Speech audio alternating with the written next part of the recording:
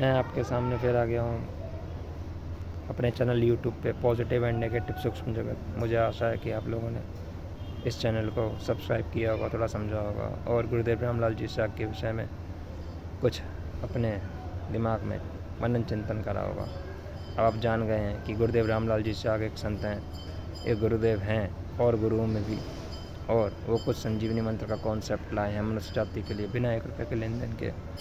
लेकिन वो संजीवनी मंत्र ले आए, वो पारसमणि ले आए। क्या उस पारसमणि का, उस संजीवनी मंत्र का हम इस्तेमाल करना चाहते हैं? अभी हम पे निर्भर करता है। उन्होंने मनुष्य जाति के लिए वो काम कर दिया। वो कहते थे कि मेरा जो काम है वो अकेले का नहीं है, आप सबका एक काम है, आप इसको बांटो, अपने बीच में ही इसको फैला दो बहुत तेज़ी से। हाँ, उन्होंने ये कहा था, उसको फैलाओ, बहुत तेज़ी से फैलाओ, ये मेरा काम नहीं है, कि मैं अकेला ठेकेदार नहीं हूँ इस काम का। उन्होंने कहा था इसको सब फैलाओ।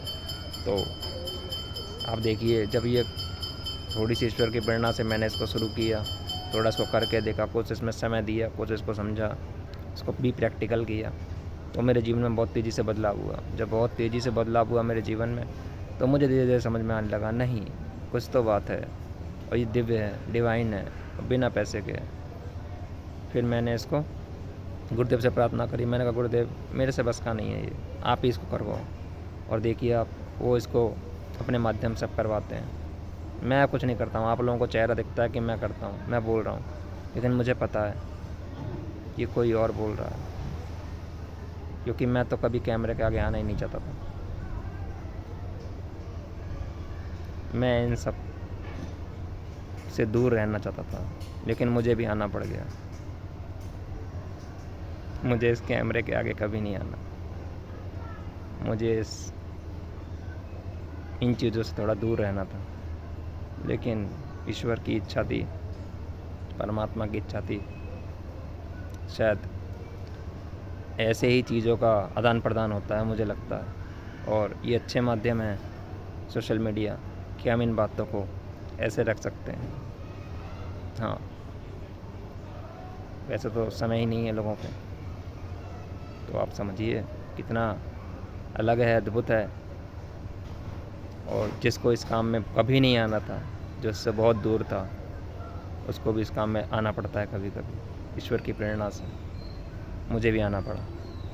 मैं आप लोगों के सामने बोल रहा हूँ, आज अपनी बातों को रख रहा हूँ। मुझे बिल्कुल शौक़ नहीं था, कतई नहीं, बिल्कुल नहीं। मुझे इस सबसे मतलब नहीं था। मुझे तो रूट कॉज को समझना था, कारण को समझना था। कारण समझा दिया, भी प्रैक्टिकल करा दिया।